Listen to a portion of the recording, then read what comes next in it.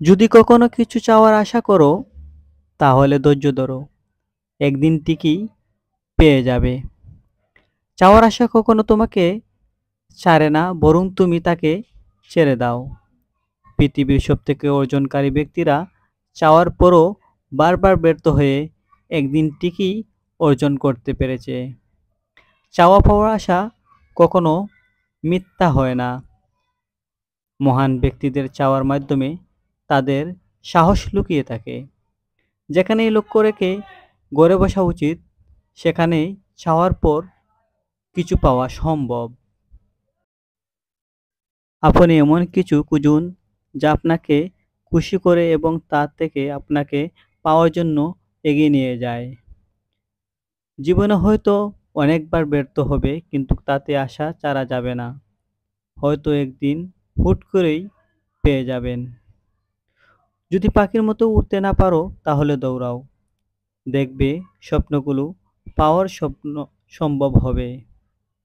আশা কখনো ছাড়তে নেই, কারণ আশার মাধ্যমে লুকিয়ে আছে পাওয়া। তুমি যতই সুখের আশা করো, পরিশ্রমিক এবং ধৈর্যশীল না হলে কখনো সুখ পাওয়া যাবে না। কোনো কিছু পাওয়ার ইচ্ছা থাকলে চেষ্টা চালিয়ে যাও, একদিন পেয়ে যাবে ইনশাআল্লাহ। সৃষ্টিকর্তার কাছে বান্দার একান্ত চাওয়া পাওয়াগুলো হোক দুনিয়া এবং পরকালের কল্যাণের লাভ করার জন্য। তোমরা সাহায্য করে নাও, তোমাদের সব চাওয়া পাওয়া বিষয়ে সৃষ্টিকর্তার দরবারে ধর্ণা দাও করে নাও। হে আদম সন্তান, তোমরা যতই পাপ করো না কেন, বিষয়ে সৃষ্টিকর্তার আমার দরবারে আসো, তওবা করো এবং তোমাদের চাওয়া পাওয়াগুলো আছে, তা থেকে তোমাদের কেউ নিরাশ করতে পারবে না। একজন মানুষের চাওয়া পাওয়া সবচেয়ে সুন্দর এবং উত্তম দিক হলো তার নিয়ত ঠিক রাখা। সৃষ্টিকর্তার কাছে মানুষের শ্রেষ্ঠ চাওয়া পাওয়া হলো তার সুরত এবং ধৈর্য।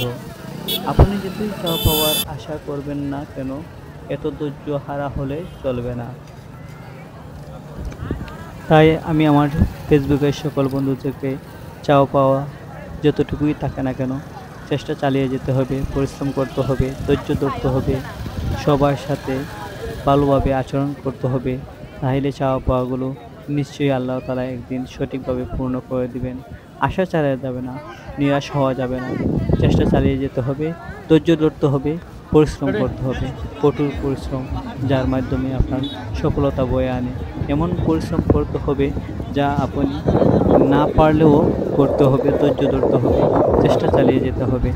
তাই কে কী বলল, কে কী করলো সেটা দেখার কোনো বিষয় নাই। আপনি আপনার চাওয়া পাওয়া পাওয়ার জন্য চেষ্টা চালিয়ে যান, ভালো কাজ করে যান। অসৎ পথে কোনো কাজ করবেন না, অসৎ পথে কোনো রুজি রোজগার করবেন না। সৎ পথে ১ টাকা ইনকাম করলেও এটা ১০০০ টাকার সমান। তো সবার পাশে আমি সবসময় আছি, ইনশাআল্লাহ সবসময় থাকবো। সবাইকে সাপোর্ট করবো, ভালোবাসা দিব। আর আমাকে আমার ভিডিওটি দেখার পর একটি করে কমেন্ট করে যাবেন। এই কমেন্ট ধরে আপনাদের বাড়িতে চলে যাব আপনাদেরকে ভালোবাসা দেওয়ার জন্য।